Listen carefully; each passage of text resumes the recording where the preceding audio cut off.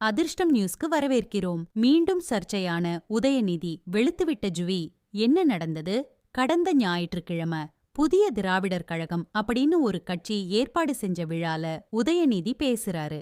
ஏற்பாடு செஞ்சவர் பேர் ராஜ்கவுண்டர். உதயநிதி பேசும்போது ஒரு 19 தடவை ராஜ்கவுண்டர் ராஜ்கவுண்டர் அப்படின்னு சொல்றாரு. ஏன்னா அந்த இடைநிலை ஜாதியோட ஓட்டு இவங்களுக்கு தேவை. அதாவது பட்டியலின மக்களுடைய வாக்கு இவங்களுக்கு வேணாம், மற்ற ஜாதியினர் வாக்கு வேணாம். ஜாதி பெருமையை உயர்த்தி பிடிக்கக்கூடிய ராஜ்கவுண்டர்.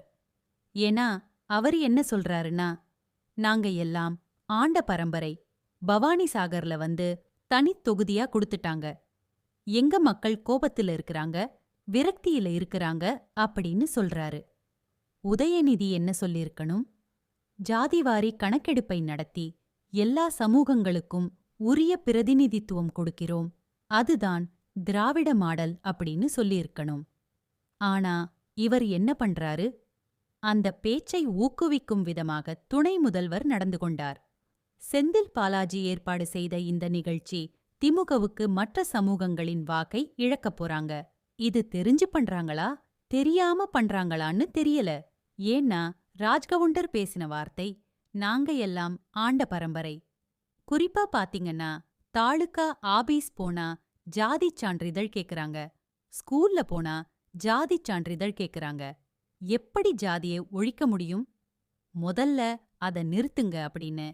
இந்த வாட்ஸ்அப்ல வருதுல்ல, ஃபார்வேர்ட் பண்ணி மெசேஜ் வரும்ல, அத படிச்சிட்டு வந்து பேசுறாரு. இது ஒரு கூட்டம். இந்த கூட்டத்துல போய் இந்த மாதிரி பேசலாமான்னு உதயநிதி அவர்களுக்கு தெரியுமா, தெரியாதா? இத மேலிடத்துக்கு நோட் போட்டு அனுப்பிட்டாங்களாம் உள்துறை.